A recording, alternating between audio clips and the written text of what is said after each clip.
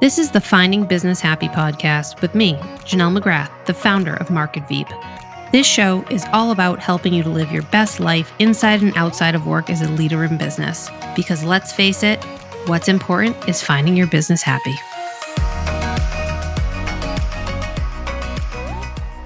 Thanks so much today for listening in to Finding Business Happy. Today we are talking with Stephanie Brown from Ox and Pine Leather Goods on everything in regards to how to elevate your brand with the power of swag. So welcome, Stephanie. Thank you so much for joining us. Thanks for having me. I obviously, as we've talked about, I'm obsessed with your brand and your team. You're so nice.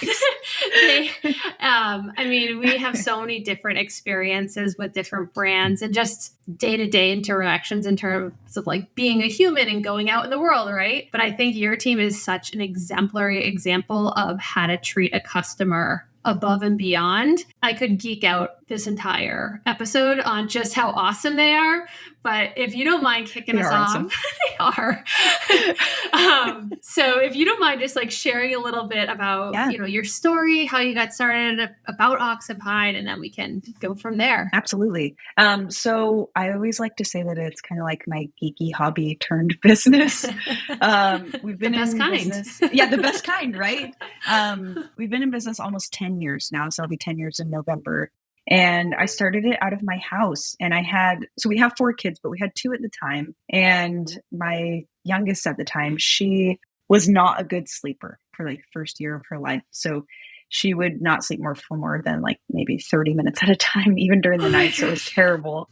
But then she hit a year old and she started sleeping like the girl was never awake. Like she would sleep like 2 4-hour naps and like 12 to 14 hours at night. So then I was kind of like, wow, what do I do with all this time? And me and my oldest, he just followed me around. We were just doing different projects and things. And I had seen some journals on Etsy because journals are our flagship product and I really love them. And also we had spent some time in California for an internship and I'd seen some really cool like handmade journals on the streets there and that kind of started my love of working with leather and doing book binding. So we just kind of started working on those projects, me and my little boy out in the garage and like doing some things. And then I was like, hey, this could be really fun. So I really hand selected some really cool leathers and made some journals and took some pictures. And I had a friend in marketing who helped me with some like keywords and stuff. And we put them up and it was before Christmas and I didn't have very many, but they all sold out. And I was like, this is really cool. Like this was really fun to do. And I had some really great customers there and they were just so kind because even like messed up one order and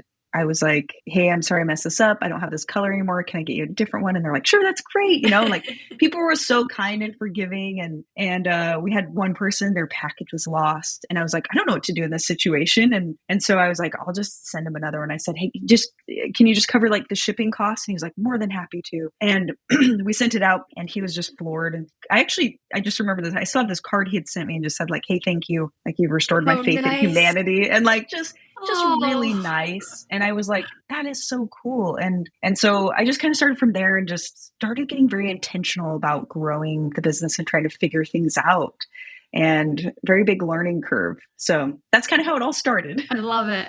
Yeah. I have seen you on Etsy and Google and for like 6 months. And if you guys followed me everywhere, I was like, I have to find something to use this for. And we send swag boxes to like clients and reps since we had these custom boxes made. We're always looking for really unique things to put in there. And you guys kept coming up and I was like, I am adding this to my wish list. As soon as I can think of what we're going to do with it, this has to be in there. I love that. But yeah, we were just stalking you with ads and things, right?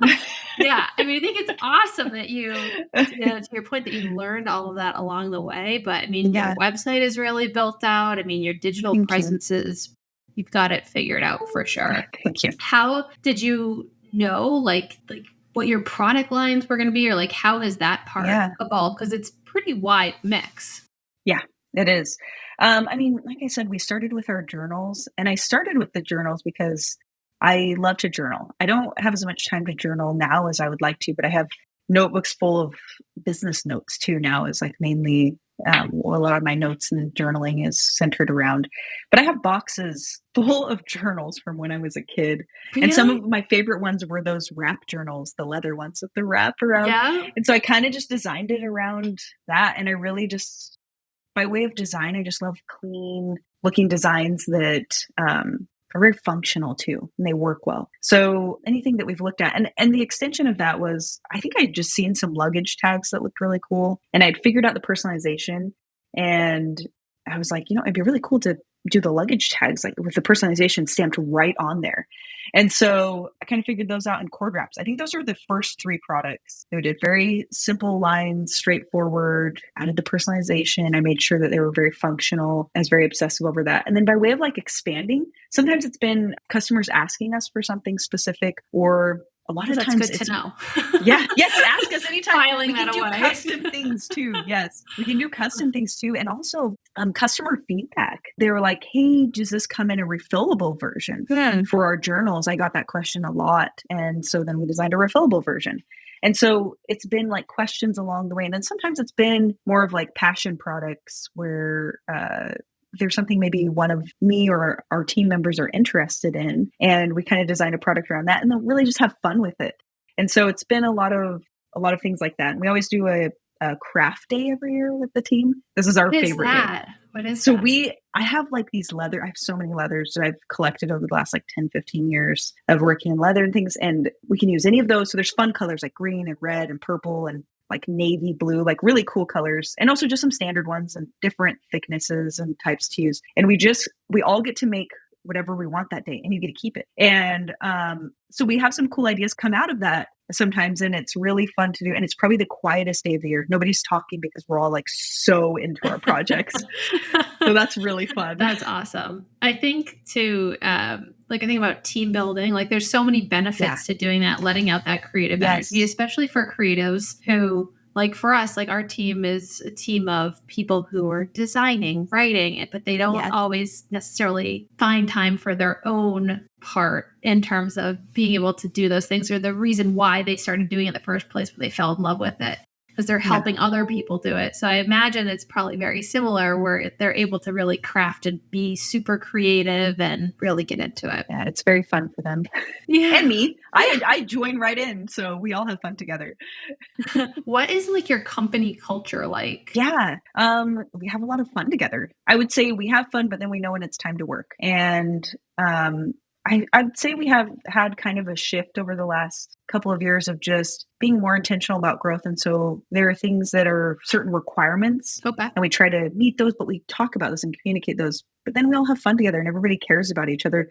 Like before the start of the call, I told you about a team member that had been with us 4 years and they were leaving. One of our other team members threw her a surprise going away little party just for lunch and stuff. And it was just so nice.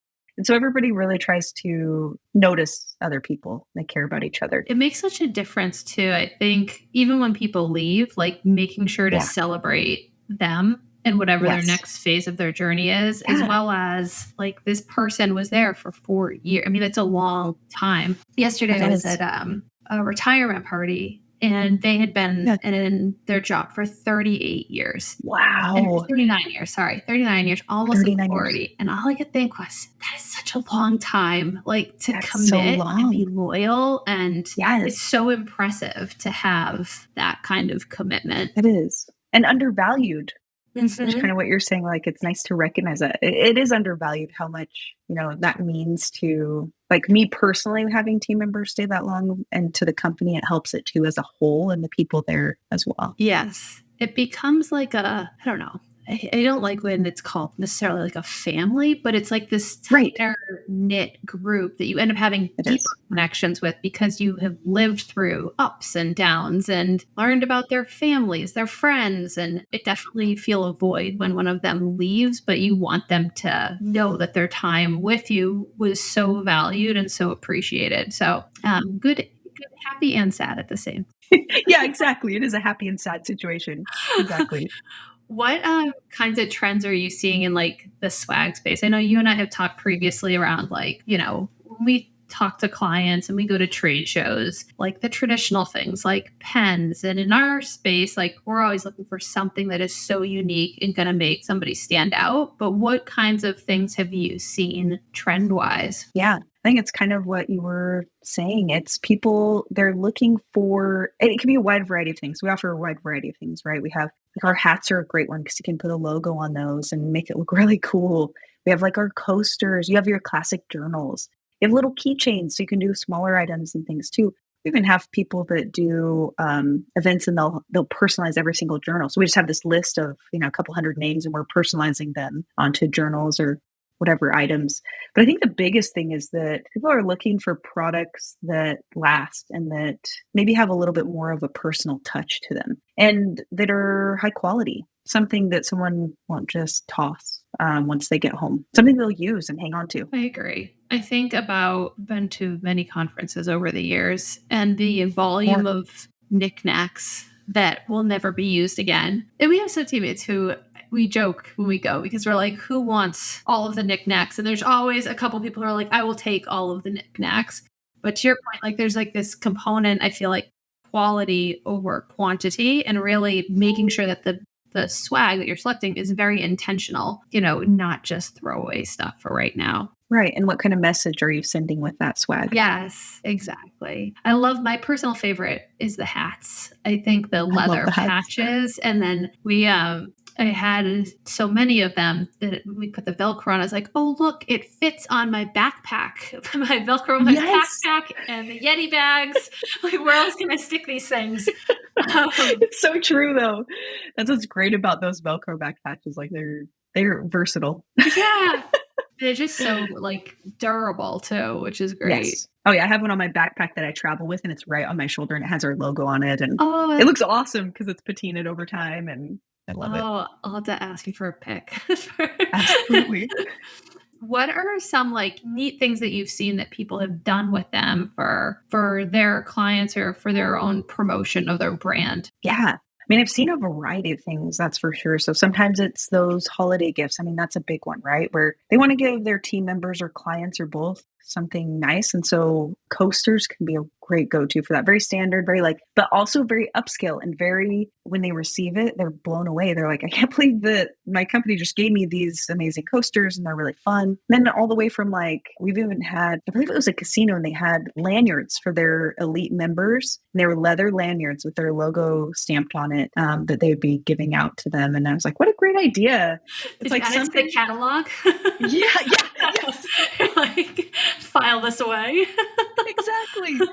No, so it's so fun to see what they do, and companies will use the journals use this for note taking during our retreat, and that's a really fun way to see that. I mean, I keep coming back to the journals, but I love those. We have so many other good products too, but the journals are very classic for some of those reasons, especially if you're taking notes for business meetings and whatnot too. So we see a huge variety of things that people do, and it's fun to hear their story afterwards, and I love that they share it with us often that, hey, this was a huge hit. Like, we had someone order a bunch of hats and they're like, I basically won Christmas, and I was like, that's amazing. So it's fun to hear what they have to say afterward, and really is it meaningful to them? Because if it's meaningful to them and they're trying to show that they're caring, then when they give it to someone else, it means a lot too. Yeah, that's a great point. I think like the joy of giving, right, is that the person, they're not just giving for the sake of giving, but that they really love whatever it is. They're surprised. They feel that level of care that was put the thought behind it. Absolutely. And I won Christmas. Yeah, I won Christmas. We laugh about that. And that's like a direct quote from her too. I won Christmas. You had a video testimonial on the site. Oh my gosh. What are some things that you think people should consider, like when they're going to invest in swag? Yeah, I mean, I think there's a lot of things to think about when you're going into swag, but there's several things that I've heard some themes of, and that would be the support you get with your ordering. Mm-hmm. We had one customer tell us that they had ordered all these lanyards. They weren't leather ones or anything, and they showed up on the day of the event and they were falling apart. Oh. And so, having it show up the day of the event, that's hard too, right? Because Mm. you don't know, like sometimes you might need it sooner to check it over and make sure it works. And so that's really hard. And just that support that you get, someone actually cares that someone's on the other side of your order and wants to really make sure that you're successful. That's our job. And Yeah. then the quality of the products. I mean, that's kind of a theme that we've talked about now, is just the quality that you're giving. And sometimes there is a place for those things that are more mass produced and sent out, but sometimes there's that place for something that's a little bit more special. And then the last thing is probably just the impression the item will make. I mean, that's a recurring thing too, is just, wow, this was a huge hit. Wow, these were amazing, and very much more sentimental for those things. Those are 3 great points. I think about too with like the quality component, the way I think about it in terms, because people will say, I don't find the products crazy in terms of price point or anything like that. Yeah. But people will say, well, swag in general as a whole is expensive and it's an investment. But Yeah. I think if you're going to spend money on gifting and giving, it's so important that you don't just do it for the sake of crossing it off the list of, okay, I sent out a Christmas present. I'm of the mindset I would rather not send something than send something of poor quality to somebody. Right. I can't imagine having, to your point, a lanyard show up the day of, like the stress of like watching that tracking shipment. Like, is it coming? Is it not coming? Like, terrifying, absolutely terrifying. Yes. But yeah, I think I started off saying how awesome your team is. I think you are an exemplary example of what that means to care. I mean, one, you guys are ridiculously fast. I swear you guys don't sleep. I'm like, I was envisioning like a 300 person answering service, running in the background, answering the volume of questions that I had, but they, just so kind, thoughtful. They go above and beyond too, which I think is really interesting, because I think most people, right, when they're shopping through something like Amazon, it's like that immediate gratification. I think your team takes some of those components and threads them throughout the experience. Like, for example, I couldn't visualize what it would look like on different types of hats. And I didn't have to ask for anything. They said, you know what, we can get you pictures. I'll show you what it looks like on all these different kinds of hats. And just so nice with smiley faces. And you could just tell that they really loved what they were doing and they cared about that I would be happy and that the end product would be incredible. So props to you for sure. I'd love to hear. Thank you. You're welcome. I'd love to hear about like how you went about developing like your service side of the business, how you hire, like what do you look for? Because that doesn't just happen overnight by any means. No. And it's been a process for sure. Yeah, when I started Ox and Pine, I had 2 goals in mind. One was to make the best products, and then 2 was to have the best customer service. Because I think I recently had, and I can't even remember what they were, some really bad customer service experiences, but I remember definitely what it made me feel like. And I think everybody can relate to that. Everybody can relate to that terrible feeling, because it makes you feel bad, and you sometimes don't want to tell a company that because you don't know what's going to happen. Are they going to help me or not? I don't know. Is it worth my time? And so you have those questions, and really people just want to get what they were expecting. And so, at first it was a learning process that, if someone was upset, it was me being like, okay, you know what? I can take a minute and just take a step back and then come back to this question and make sure that I'm being kind. Because how would I want this answered as a customer? How would I want it taken care of? And so that's how I approached it. And I think we just make sure that each customer feels heard and valued. And we always right any wrongs when we mess up. We own it. It's like, we messed that up.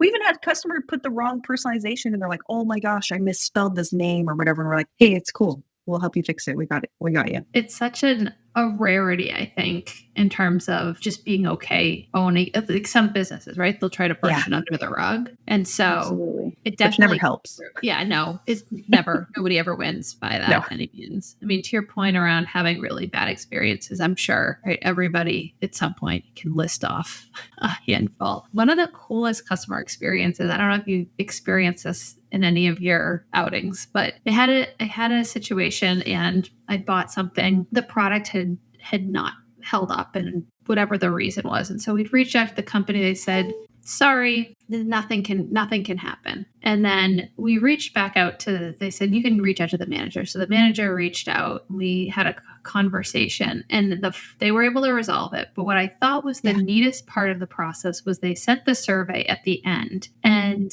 it has a survey of how to reward the rep for their service. So you would rate the service member, and then it would say, how would you like to thank them? Would you like us to gift swag to them? Would you like us to give them a coffee, a lunch? And so they would essentially accumulate like points and be able to do, towards one of these things. So there's, I think in service, especially across whether that's their only job or just part of their job, a lot of times I think there's this, standard of, well, that's just their job, but they're still humans. They still have to deal with a lot of volume and not necessarily complaints, but requests, right? Whether it's good or bad. Right. And so really respecting and honoring them for that level of service and care that they continue to put towards helping the business and the clients. I just thought it was a really neat really product. Cool. Yeah. What a neat way to go about it too. What a great way to do it. Yeah. It's like, man, which option should we pick? That's so true. So you guys are a family business, and we had talked about this too, that I work with my husband, who's our CFO. But what are some things that you have learned along the way being a family business? Yeah. I think a big portion, we have 4 kids and they may not always know what's going on. They're kids, right? They're running around. My oldest is 13 and then youngest is 5. So, they're pretty young. And so I think sometimes sharing with them what's going on, and then they know, like, I'm human. I'm not perfect. I make mistakes. I also have dreams and goals for things working on, but also making sure they know that they're important to me too. Family is very important to me. And so that's a big thing too, so that they know, like, I love this business and I really enjoy it. It's something that's mine and that I get a lot of satisfaction out of doing, even if it's very hard, but to see that I'm doing something hard, but also know that they are the most important thing to me too. Like my family, my husband and my kids. And so that's definitely one thing, and that my husband is my best advisor. So that's definitely good or bad, right? Yeah. Yes, absolutely. Like, hey, maybe you shouldn't have done it that way. And I'm like, shoot, you're right. We're like, hey, good job on that. Like, so there's so many things that go into that and have definitely strengthened our relationship as a couple, but also as our family too. Those are some great insights. I think kids, are to see it through the eyes of a child of like what it must be like is so interesting. My son, he will put his head in front of the computer and be like, enough computer time. And you're like, you know what? He's probably right. Like, he probably needs some time, or he'll come in and I'll be working and he'll put on the headset and pretend that he is running the podcast. That's so cute. So just, I hope he has an entrepreneurial spirit someday. He wants to have a lawn care company and wants to build a barn in the front yard. And I advise it's probably not the best spot for it, but but it would be a fun spot. Yeah. You're trying not to crush their trees. Yes. Right out of the gate. But no, I think to your point, I think it's a great thing for kids to see that it's not always easy. It's not always perfect. It can get messy and it's okay. Like you have team and you have people to support you. And it's an active effort to work as a group to accomplish something. Yeah. And on the spouse side, I think I agree. I think you learn a lot as a person and grow a lot as an individual, but as a couple, it's yes. I know, learning to communicate better and learning how each other communicates too, because sometimes you're like, oh, we're saying the same thing. We're on each other's side. And that's always the goal, is we're always trying to make things better for our situation as a whole, right? Like as a family and personally for each other. Like it's always this give and take relationship, right? Where you're helping each other. For sure. I know our first 6 months, we joke about it now, but we pulled in our director of ops and I said, look, I'm not always an easy person to work with. Can you talk to him about how you learn to work with me? Like what is the best way? Because this works. And so being open to having those types of conversations or accepting like, I'm not getting my message across, or this isn't going as well as it could, is smooth. So But Absolutely. yeah, it's absolutely worth it. I look at it now and I'm like, I can't even believe that was, what it started like. So Yeah, it's worth it in the end. absolutely. What are like some of the things that your service reps like have encountered, and what is it like? Do you guys use like a system, an internal system, or is that strictly just like emails? Like, how do you keep organized with all of these different orders? Yeah. So when it comes to orders, we have everything coming into one central place. That way we can tag them and know exactly where to put them. And we print the shipping label and stuff and everything with them. So that's a simple, like, administrative, and there's tons of programs out there that can pull in all of your orders from multiple platforms. Okay. And then when it comes to messages, I mean, we're on multiple platforms and they don't all come into the same place. And we don't have it set up for that right now. It doesn't make sense for us, but we do tag them within the platform. Sometimes they're more geared towards like a bigger corporate order, and sometimes they're just a retail question. But when it comes down to some of the systems we use, not only for organization, but how to answer and reference material, we use Get Guru, which is a training manual type one, but it's really cool because they have cards, is what they're called. And you can pull them up really quick and do searches, and the search is really dynamic. And so then you can find the information that you're looking for and be able to know what to do. And then if it's not in there, we often create a new card, but we'll get common themes or common questions that come through. Is it And like if FAQ, like search functionality, like a knowledge? Yes, it's a knowledge-based one, yeah, so it has a really good search, and there's, like, a Chrome extension. I love it so much. It has a Chrome extension even, so you don't even have to leave the page you're on, Oh, neat. and you can just search, like, "Hey, someone's asking about what leather color choices there are," or they're asking about what does the inside of the journal look like? That kinda thing, and then you're like, "Oh, okay, cool, so I can reference XYZ, and I can tell them this," and then you put your own little spin on it, and you put it in the message and send it. We do HubSpot, and so we use Service Yeah, a lot of times, and we'll do integrations with other softwares into that's HubSpot. awesome. But we'll have these conversations. Like, that is a great, like, prime use case example of Yes. like why having things organized and documented process wise Yes, is so important. it is. I think sometimes businesses get so overwhelmed because they're like, how am I going to compile all these things? And we're like, but you're already answering all those questions. It's just Sure. a matter of Just record it. record it and put it in your system, because it saves time in the long run to, put in a snippet that's already been written, or an email template that you don't have to manually type out those answers over and over every day. Exactly. Yeah, and it helps a lot, and it makes it so you know what works and what doesn't work. Mm. And so if you record those things, this is something I've been wanting to start incorporating in just my own things, like in all business practices. Like, I'm going to record this worked really well when I did this. This didn't. And then just categorize under people, under product development, under customer service, and how those things do, because that's how we learn. Right? We need reminded more than we need to learn too. So it's like looking through those things again, like, let me reference this so I can see how to do that, because I know I've done it before. Yeah, that's great to take the learnings from it. When you're looking for service people, what are you looking for? What does that process look like? Do you do multi interviews, team interviews? Are there certain qualities? Yeah, we look for we do like one-on-one interviews with people. We usually start with like a 15-minute phone interview, and then if they're local, because sometimes they can be remote if they're customer service. And so then we'll do sort of an in-person, face-to-face interview, whether that's through a video or in person, just to get to know them a little bit better. But we look for a lot of qualities of like dependability and what do they want long term. It's really a matching up of what they want and what we want, and they need to kind of mesh. And so our job is the interview should kind of go both ways, right? Where you're trying to figure out, okay, what are you looking for, and being very realistic about what the job looks like. And we start setting up the expectations from the get-go. I mean, it's, hey, we're looking for someone who can be a real team player, who can be kind and patient with customers, just thinking on how you would want to be treated and how you'd want it resolved. We try to go about it that way. And so those are the things we look for. And I set it up by telling them exactly what we're looking for, and then try to ask questions that dig a little bit deeper and get them talking so that I can get to know them more and figure out, is this what they want and what they would expect, where they would be happy? Because there's some people I've been like, they would be amazing, but they would hate this. Yeah.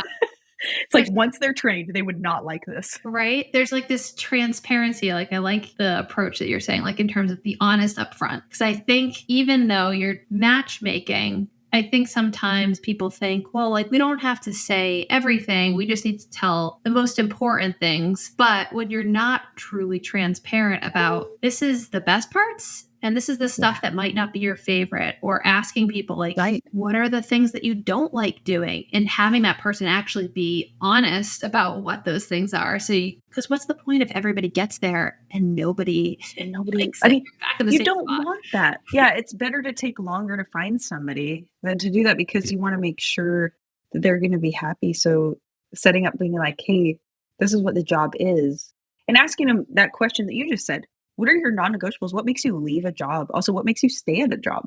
Yeah. And are those the things that you'll see with us? And being very transparent about that. Yeah. Do you have any favorite interview questions that you're like, this is the one, Ooh. my favorite? Yeah, I do. I just had like interview questions up. Do you mind? I'll just kind of go over Yeah. to it really quick. Yeah. Um, I think I love this one where it is tell me a time that you did the right thing even though it was the hard thing. Oh, that's a And I really let good one. them expound on that, and then I'll ask more questions like, "Oh, I had to tell someone the truth about they had a sticker on their back or something," So whatever arbitrary thing, and I'm like, "Oh, what was the whole situation?" And then I dig and like ask them, "Well, what did you do in this situation? And how was the feedback received? What did they do?" And kind of try to ask everything around it because it's just telling me a little bit more about their character and stuff too. Yeah. Because it's easy to say, "Are you honest?" Yeah. Yes, I'm honest. And it's like, okay, but what does that mean to you? Because do we have the same definition of it? That, And, if it's gonna go to a customer and you're like, this personalization is like it's like 90% of the way there, but it's crooked. I'm gonna send it anyways. yeah. Like, Yeah. that's not okay. Like, we want to be like, I know it's hard to go tell someone that needs to be redone, but this is what we have to do. That's a great question. I'm going to file that one away. Oh, I, good. there's, I think we've learned too, like it's not a straightforward question, like a yes or no question. It's No. really the one, and most of the questions that we ask too are things like that is left to the opinion. So, it can really have a lot of gray area, and it's more like how somebody views it. Like one of the things we ask is, what's the last nice thing somebody's done for you? And Yeah, what's the last nice thing you've done for somebody else?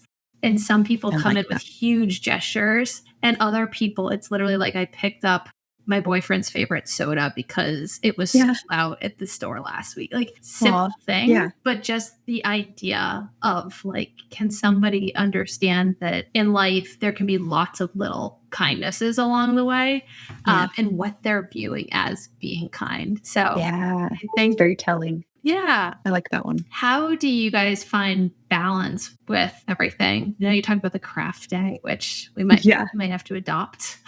Yeah, it's so fun. That's seriously people will plan out months in advance, like, "We're Really? gonna make." Uh-huh, yep. It's everyone's favorite day, Do including you myself. post all the images of what everybody makes after Yeah. on social? We're so bad sometimes. Sometimes we forget to take pictures and I'm like, "Oh, guys, can you bring your stuff back so I can get pictures and post it?"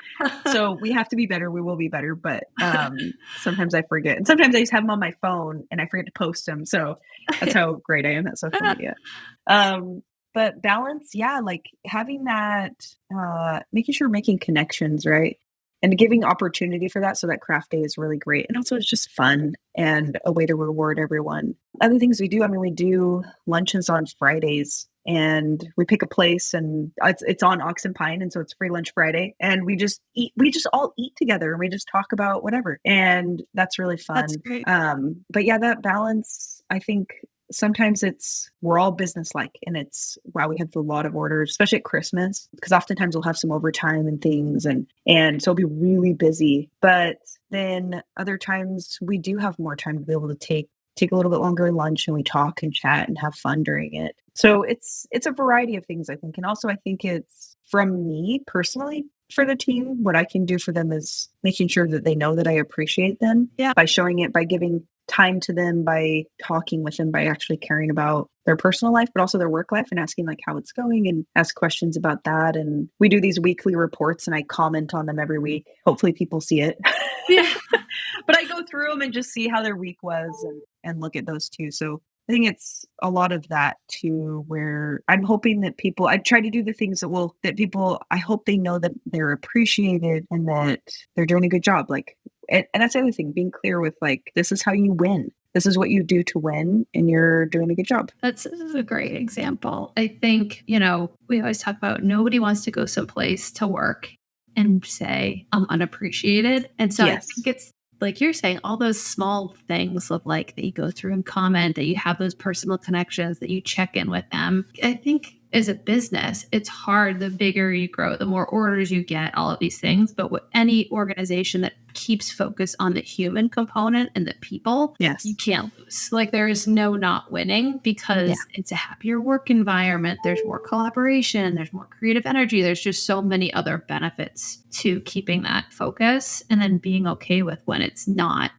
Like, hey guys, we seem like we have too much going on. Like, let's do a pulse check, and being okay with slowing in order to ramp again, but not just, pedal to the metal until everybody's exhausted and burnt. So, and people do well with it's about positive. Like, you don't want to come into work and be afraid that you're not doing a good job. Yeah. And so being clear with people and approaching it in a way that allows people to excel. And that way is, it's easy to get mad at someone and just like yell at them. That's like kind of I feel like it's an easier way out. And it doesn't take a lot of skill to get mad at somebody. Right. And I'm saying this from experience. So, but to approach it and say, these are the things you're doing well, and I'd like to see this, and helping them understand that when they come in, and then hopefully they know they're appreciated that way.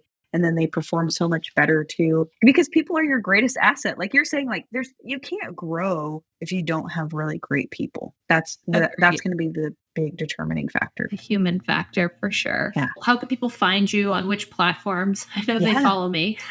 Yes. but for those that do not know where to find you want to share a little bit about where they can reach out absolutely and shop. Absolutely. So you can go to our website, oxandpine.com. So all spelled out, OXANDPINE.com. And then you can follow us on Instagram and Facebook. And our name on there is Ox and Pine, all spelled out again. Okay. And we try to be pretty active on there. And despite me being terrible at social media, we try to do it as a team. We get some posts up there. I was going to say, I wouldn't say you're terrible on your social. We just got to show more of like what we're doing sometimes. Like, it's fun. People want to see that, Yeah. We have a lot going on, and it would be fun to share that, especially Craft Day. That's a great one.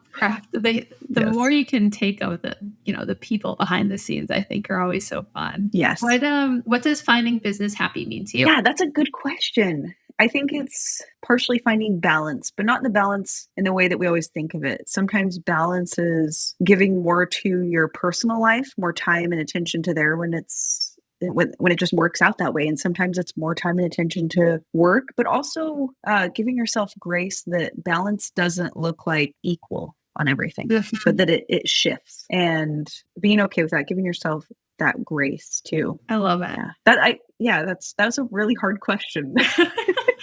No, I think that's a great answer. Giving yourself the grace to be okay with it. I think, because I think, for most people, it's so easy to beat yourself up for when it goes out of whack, or if it's not how you envision that it will look, of what happiness should be or what success looks like. I like that word, grace. It's a great one.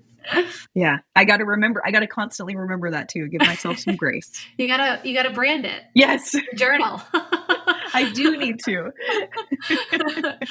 Well, thank you so much. It's been such a pleasure chatting with you. For all of those listening in, thank you guys for listening in to Finding Business Happy. I'll make sure to drop all of Ox and Pine's links in this about, so that you can reach out and connect as well. Thank you so much. Till next time. Thank you. Bye. Thank you for listening to Finding Business Happy with me, Janelle McGrath, the founder of Market Veep.